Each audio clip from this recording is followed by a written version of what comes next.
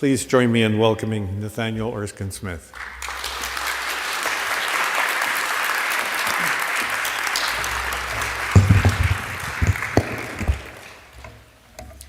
Well, thank you for hosting me. Thank you for the kind words, and more than anything, thank you for braving the weather.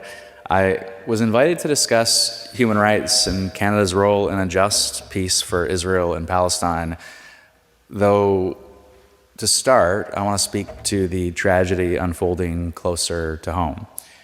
In Minnesota, we are witnessing the brutality of fascism in real time.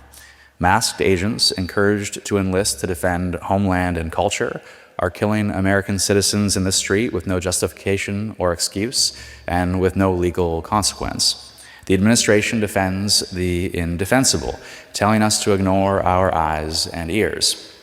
It's horrifying to watch the video evidence of this brutality, and it is horrifying to watch our neighboring democracy lose itself. Over the last year, we've seen abuse and threats leveled against Canada and other democratic allies abroad. And now we see America trampling on its own democracy and rule of law at home, acting inconsistently with its own foundational values. For a Republican Party that has traditionally prided itself as grounded in a faith-based political morality, it has so badly lost its way. Now, I am not a religious person. The few times I found myself in a beautiful church like this was as a kid, and I was tagging along with my good friend Tim. Some of you will know his mom, Nora. Some of you will also know my mom. She's here today, Sarah. And while ours was not a religious household, it was a household where right and wrong mattered, where values mattered, and where our treatment of others mattered. Now, in Parliament over the last decade, I've had the good fortune to work alongside faith-based advocates on ending poverty, advancing climate action and reconciliation, and defending human rights. Shared values make for common cause. Now, in preparing for this morning, I was asked by members of the church what scripture I'd be relying on. Now, scripture I'm not overly familiar with, but certain passages do communicate the shared values that I want to emphasize this morning. Micah 6:8 says, "And what does the Lord require of you? To act justly, and to love mercy, and to walk humbly with your God." Act justly, love mercy, and walk humbly. Isaiah 1:17 says, "Learn to do right, seek justice, defend the oppressed, take up the cause of the fatherless, plead the case of the widow." Or as Proverbs 31 puts it, "Speak up for those who cannot speak for themselves. For the rights of all who are destitute, speak up and judge fairly. Defend the rights of the poor and needy." These are all verses that speak to universal truths about how we should treat others and the aims we should pursue with our lives. Treat others with dignity and seek justice. If you'll bear with me, allow me to read two more passages. Recognition of the inherent dignity and of the equal and inalienable rights of all members of the human family is the foundation of freedom, justice, and peace in the world. All human beings are born free and equal in dignity and rights. They are endowed with reason and conscience and should act towards one another in a spirit of brotherhood. Now, that is a different text.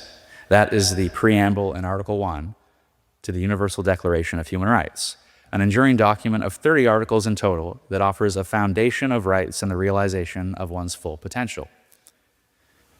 Everyone deserves inherent dignity and inalienable rights. It is both a self-evident truth and a moral pursuit because that truth is so often unrealized. Interestingly, the preliminary draft of that document was written by a Canadian, John Peters Humphrey. It's a fact we should celebrate as Canadians, an example of moral leadership on the world stage, an idea that many of us take to heart, believing it's not only the right thing to do, but also part of who we are, part of our history. We should celebrate that history without rewriting it, though. When it came to the adoption of that Universal Declaration, Canada was one of only 8 states to abstain. In a speech to mark the Declaration's 20th anniversary, Humphrey described embarrassment by Canada's decision to abstain and his continued disappointment with the government's lack of commitment to international human rights. One could well imagine him giving a similar speech today.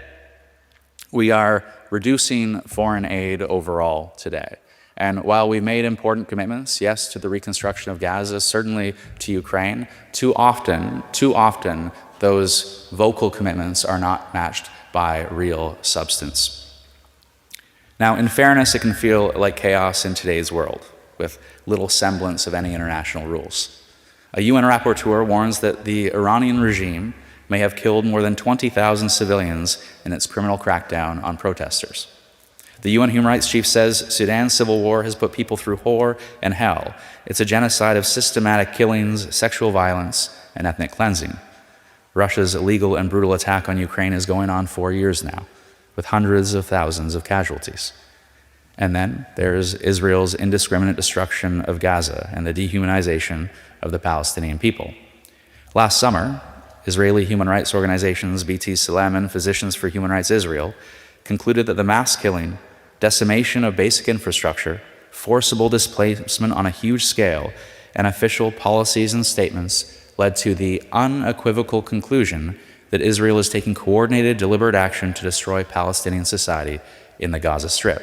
In other words, Israel is committing genocide against the Palestinians in the Gaza Strip.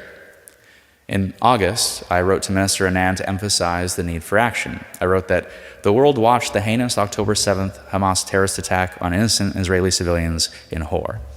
And ever since, we've watched Israel's mass and indiscriminate killing of innocent Palestinian civilians, forced displacement, intentional starvation, and wholesale destruction of health, educational, religious, and cultural facilities, all while Israeli leaders dehumanize the Palestinian people. I emphasized that Canada cannot be complicit in Israel's crimes and that we must proactively advance peace in every possible way. Yes, we should recognize important steps taken towards an arms embargo by the government, but we should call for more complete and transparent action. We should commend the symbolic recognition of a Palestinian state, but also call for multilateral cooperation to establish a peacekeeping presence that would facilitate the distribution of critical humanitarian aid, secure an overdue ceasefire and release of hostages, and ensure peace and security for any future free and fair elections. So much in realpolitik, of course, but unfortunately it depends on the United States here.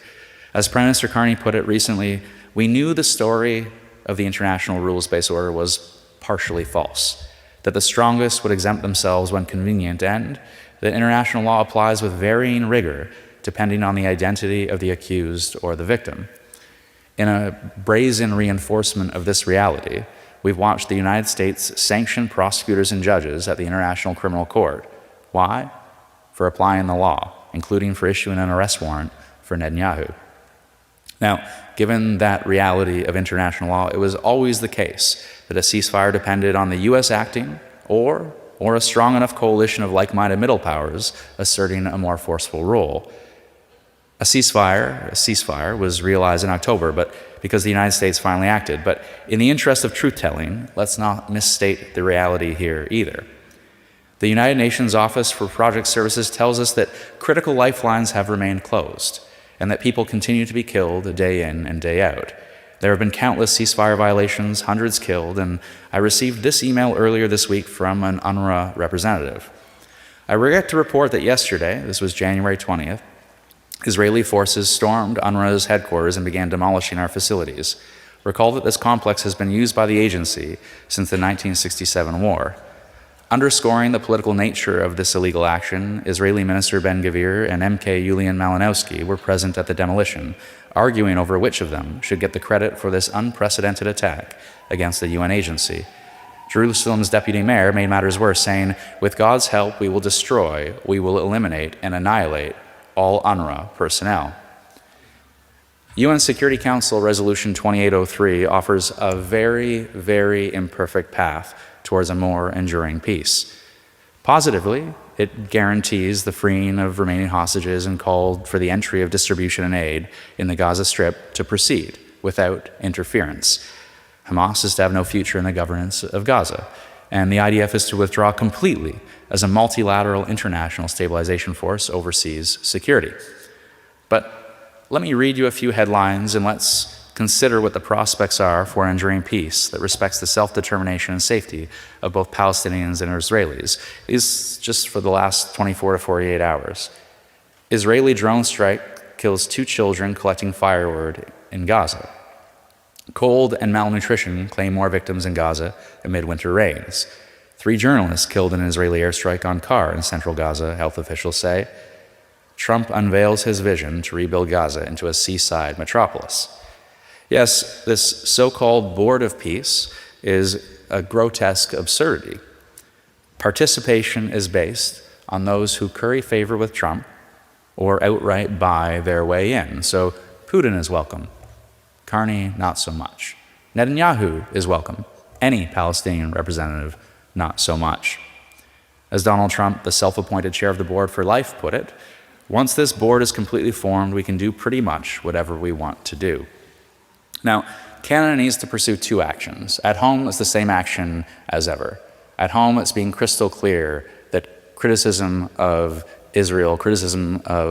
Israel's actions in Gaza is not anti-Semitism, and to respect and protect free expression. At the same time, as we ensure that when voices do intimidate, when voices do harass, when voices do engage in anti-Semitism and other hate, there are consequences for those actions.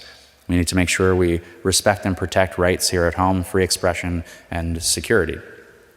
Abroad, Canada will need to work with other like-minded countries, engaging directly with the Gaza Executive Committee, and work to restrain the worst excesses of the real estate baron's dream, and perhaps to ensure that the stabilization force functions effectively. We'll see where that goes.